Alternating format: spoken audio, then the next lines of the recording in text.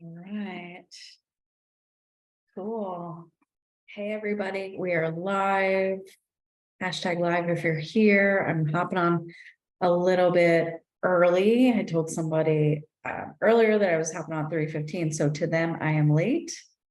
And usually I try to get on here at 3:30. So it's 3:20 Central Standard Time. You might see some bodies and dogs in the background walking by.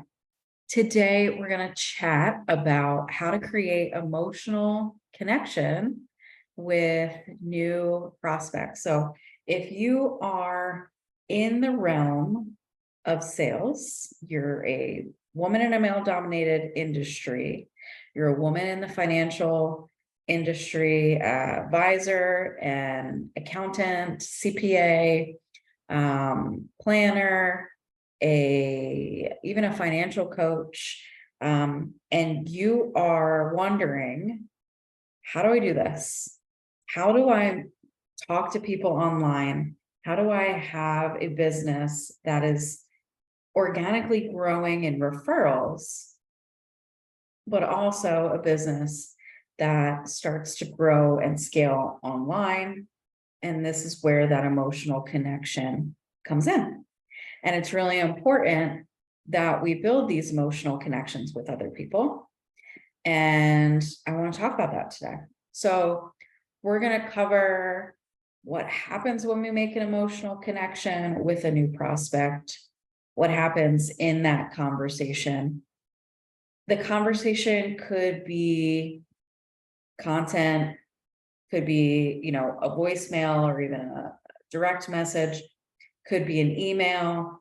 It could be cocktail hour, or, you go and get invited to one of these conferences and you're like, how do I approach this woman or man who I've been, following myself for a while, and I'm truly inspired by them. And I want to have a conversation with them because I know I can help them.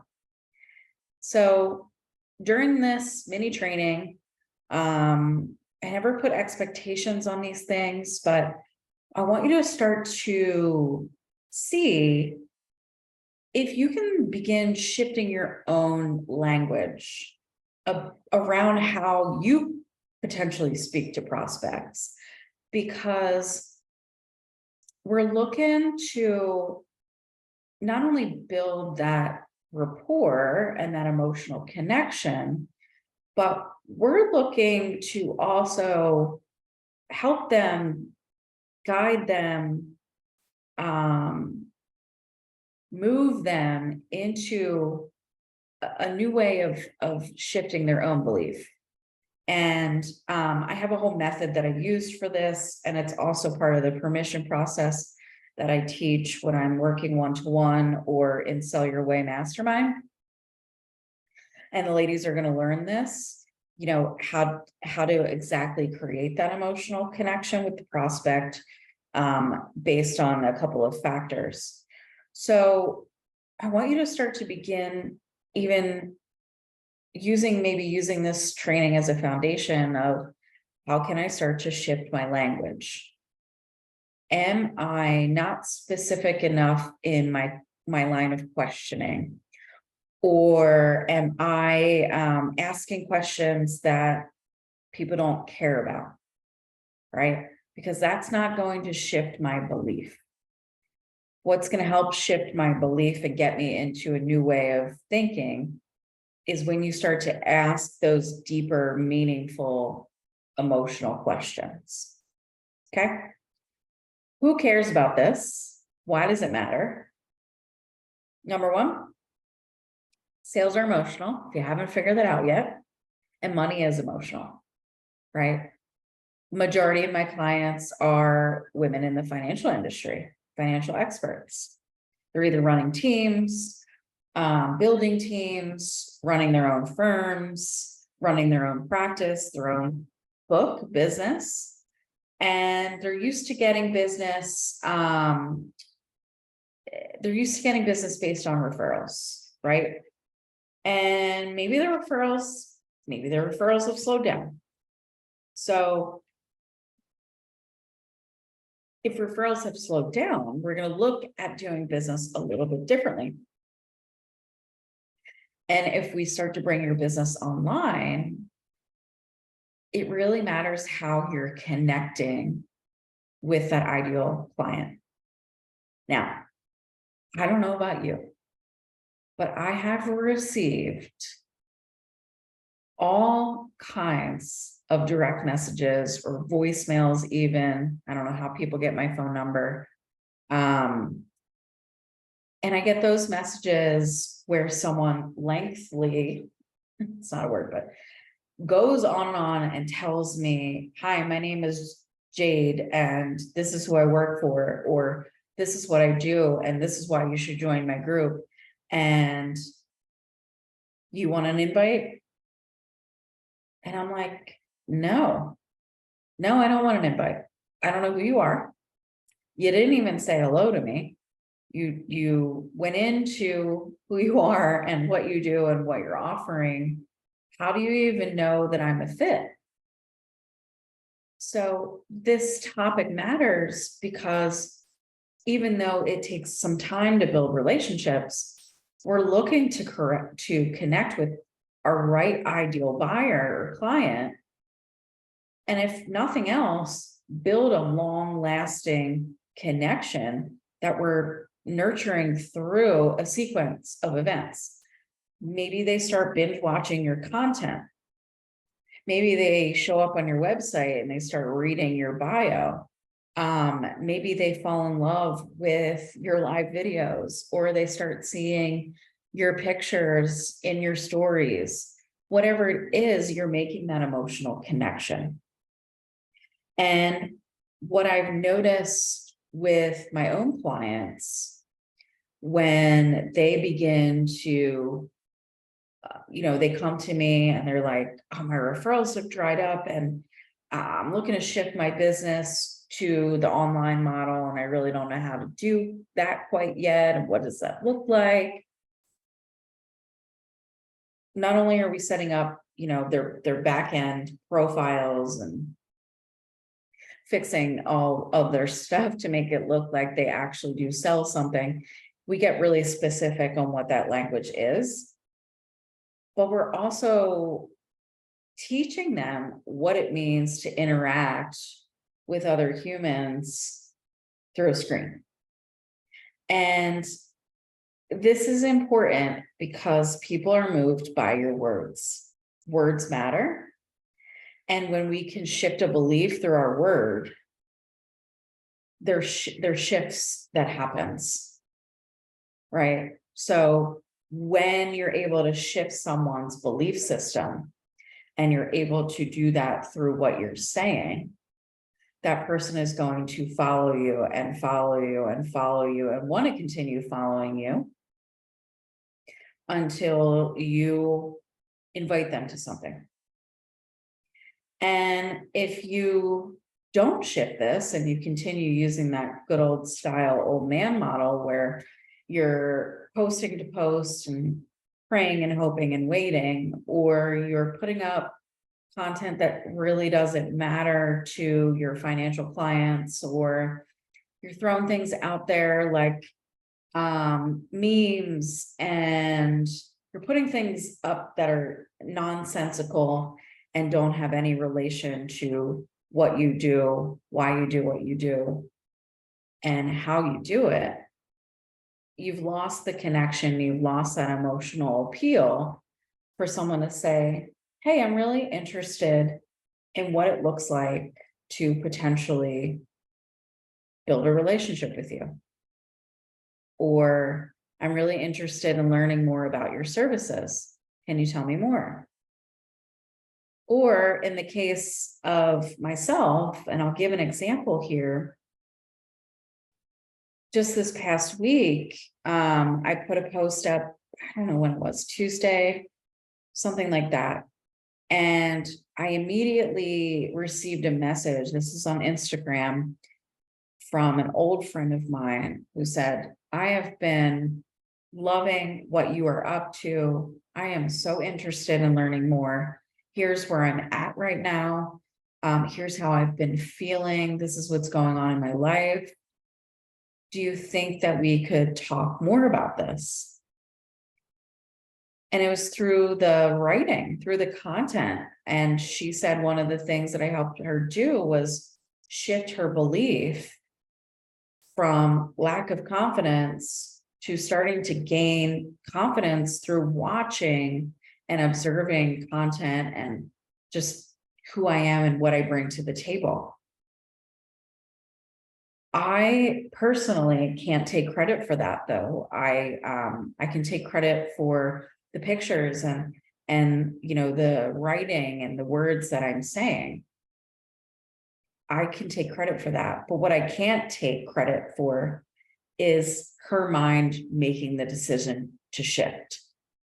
So we're not responsible for controlling the way of our clients' minds and getting them to a place where they actually do believe something differently in which you're teaching or how you're specifying what you're putting out there.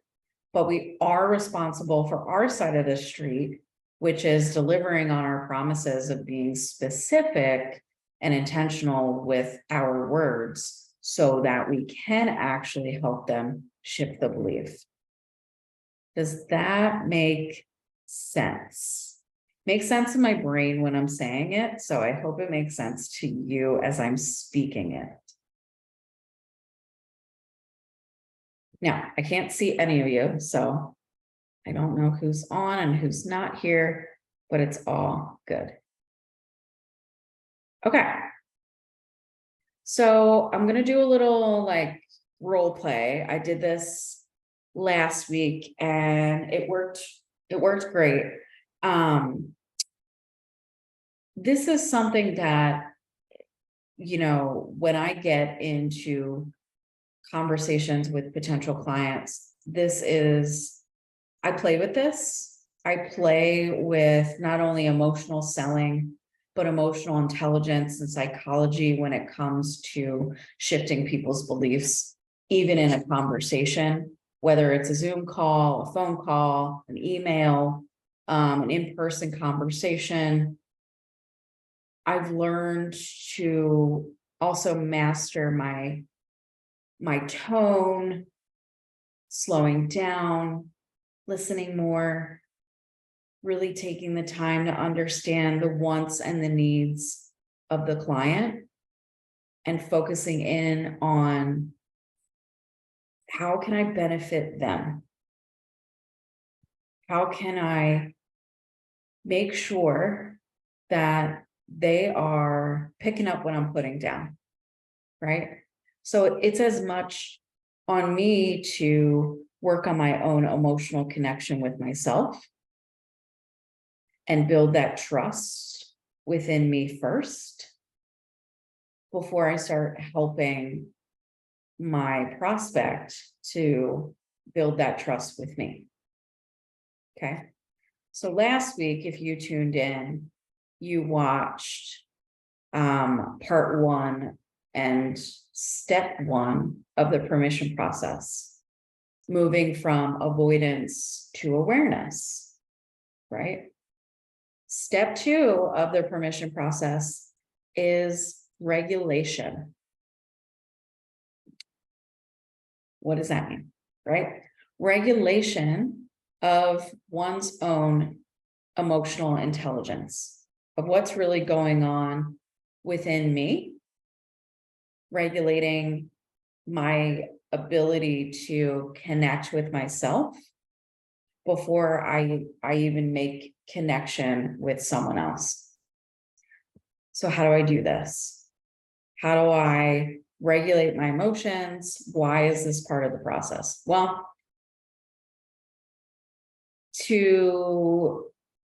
first of all, if I'm if I'm distracted, I'm going to shoot myself in the foot in a conversation. And it's going to be really hard for me to make that emotional connection with someone else. So I need to obviously have awareness of what's going on within me and my emotional process. But 2, before I just have a conversation with anybody and get into the weeds and get into the logic, I need to go into regulation. And I do this, a couple different ways. But I do this because I want to make the conversation or the sale about the client. And I also want to have emotional bandwidth for that person. So it's not about me. I don't want to make it about me. Sales is not about you. Sales is service. So if you're out there and you're selling products and you're one of those people that make sales all about you, or I had X amount of dollars in X amount of days, your clients are going to go, that's nice. And they're going to walk away because they want to know what's in it for them. Right. And that's why regulating one's own emotions is so important, because I'm not bringing my emotional baggage into my sales conversations, or even if I go to an event, I'm not bringing my emotional issues or my emotional state of mind to that event, because I have focused on the regulation. So one of the ways that I do this, and I showed this a little bit last week, was, getting to the root of what the emotion is. If you want to go back and watch step 1, avoidance to awareness, I highly recommend that you do before checking this video out. Once I get into that space of, okay, I've gotten to the root of the emotion. Now I know what it is. I can start to pull it apart. And I can start to regulate it. So, for example, I spoke to a person this morning, and we were discussing lack of trust, not trusting oneself, and always doing for others. Always trying to be, the one with the big girl panties on, and making sure everyone else's ducks were in a row, making sure her team knew exactly the projects they needed to be focusing on. And then she was left with no emotional connection with herself, but also her tank was completely empty because she'd been focusing on everyone else's job and not staying in her own lane, focused, and blinders on, so she could stay disciplined in what she needed to do, which was lighting her up. And she was just busy being in everyone else's projects. And that was affecting her trust with herself. So we found out, okay, this is the root, right? We dug into what the root was. So when we talk about regulation in Sell Your Way, we're going to be digging into the root of the cause of that emotion and what is your personal best way to regulate. So for me, I like to regulate my emotions through a couple of things. Crying, which I'm not going to do today. 2, breath work. And 3, journaling. And the other one, the 4th one, would be exercising, lifting weights, running, physical activity. If I don't get to those activities, prayer is another one. That's like just a ritual that I do every morning. So I kind of forget that it's a regulation as well. But if I don't regulate my emotions, I'm going to leak that into the conversation. And I see a lot of women doing this, where you get into, let's say, a direct message conversation, and the person says to you, my money is, I have $100,000 sitting in my IRA, and I'm really afraid of rolling it over to you, and I don't know what that would look like or how that would feel, and I'm really scared, and this is confusing, and I don't know what the process is. And you take that on. you immediately take on their emotional burden that they're feeling because you didn't focus on you and focus on the regulation. And this is where we shoot ourselves in the foot, right? And then we don't have emotional bandwidth to hold both ourselves and then in the conversation. Because now we're like, oh my God, I need to put myself in their shoes. What would I do? And then we give them an emotional response. And they go, yeah, that's exactly how I feel. Thanks. And then they stay with, that advisor or that planner because we didn't create a connection with them through questioning. So that's a big disconnect, is we're telling people what to do and not staying curious.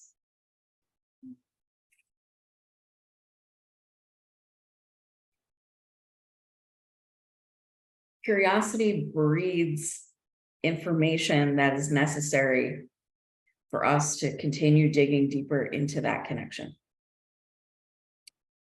So I'm going to give you an example of maybe what this would look like.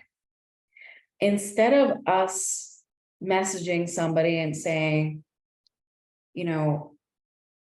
hey, Judy, I saw that you switched jobs and really interested in what you're up to now.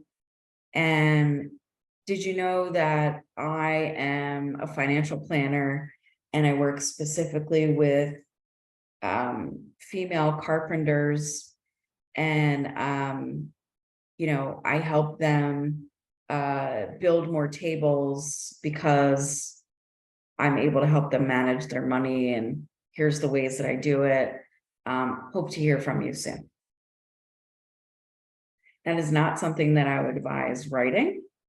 And yet it happens really often when we're trying to connect with other people. So instead, we almost want to keep it really brief.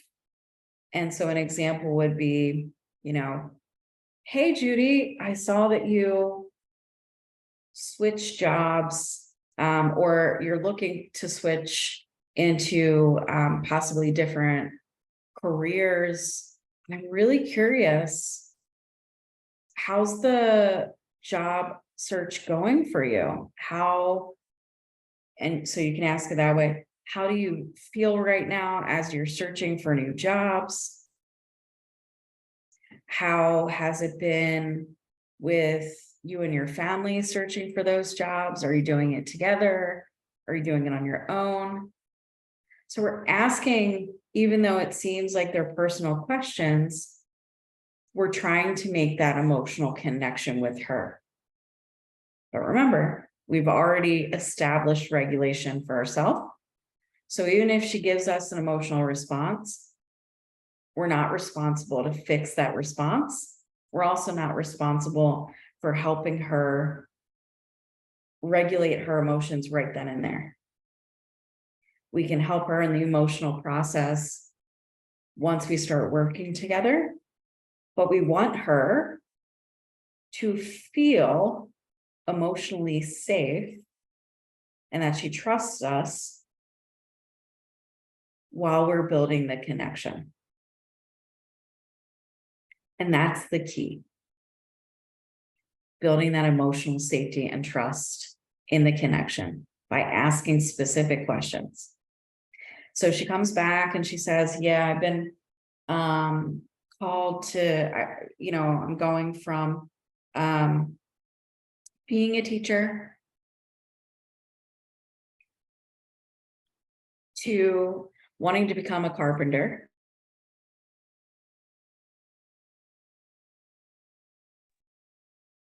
I got my carpenter license. I don't even know if carpenters have license. I am building my carpenter business, and I really want an apprenticeship. So that's what I'm looking for. And it's been emotionally taxing on my family. we're down to one income. And so she's giving you all this information, right? Then what you can do within that conversation is mirror back to her what you're hearing, what you're seeing, what she wrote. So she feels heard, she feels appreciated, she feels supported.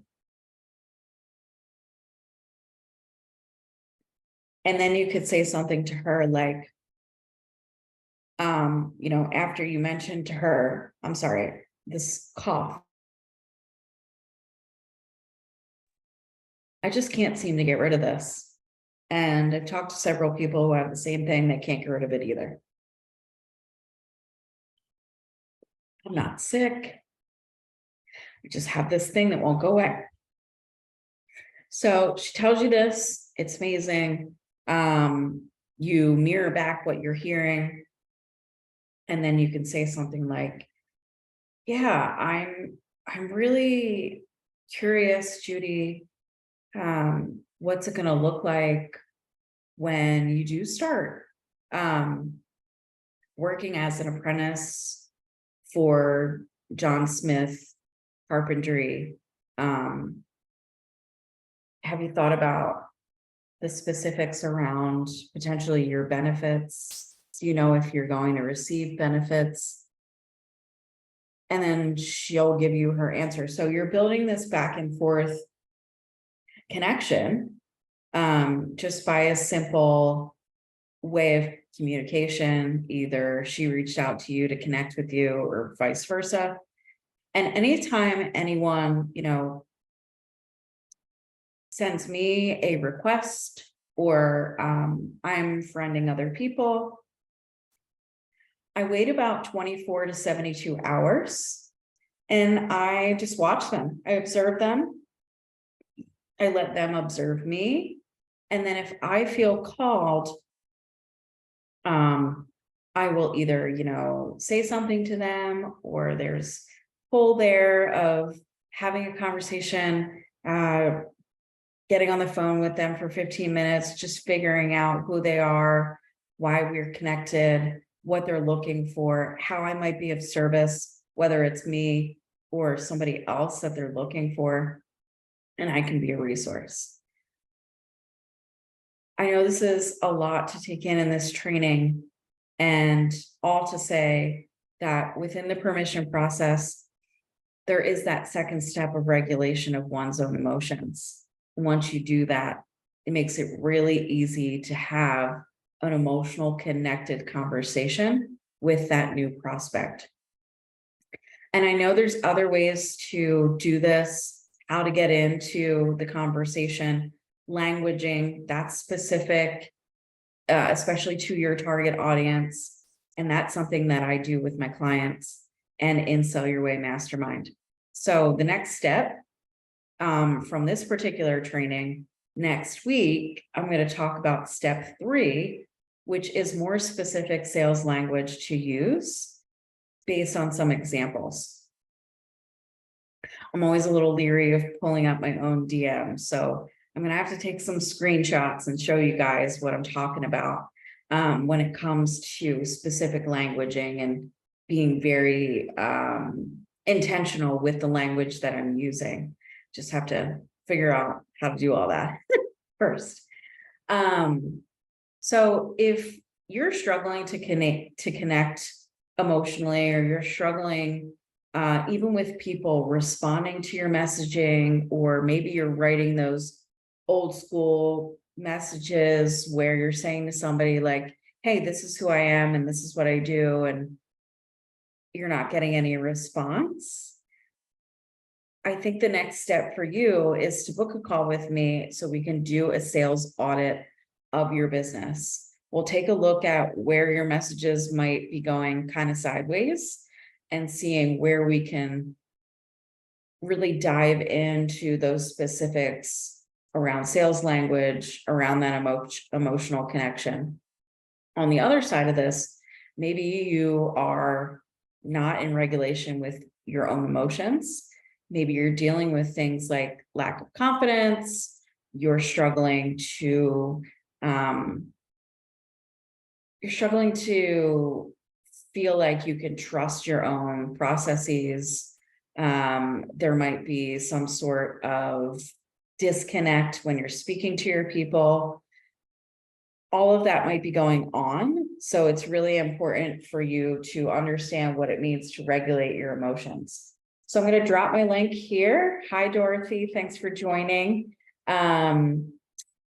Miss Dorothy, I'm so glad that you're here. This is a lot of the stuff that I'm going to be teaching you in Sell Your Way. So I'm pumped about that. Thanks for joining. I'm gonna drop that link in there. In the live. I'm so glad that you're here. This is a lot of the stuff that I'm going to be teaching you in Sell Your Way. Sorry, y'all. Trying to pull it up, trying to drop the link in there.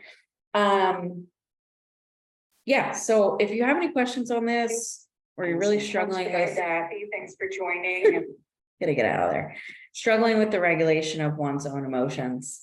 Definitely book that call. We'll discuss, what it looks like to potentially help you regulate your emotions and potentially work together and see how we can get you to a place of trust and safety in your sales process.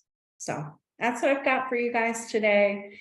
If you're in this training and you're watching the replay, hashtag that replay. If you watch me live, hashtag live. And then if you see this training and you did not watch last week, I highly recommend that you do that first before hopping on this one.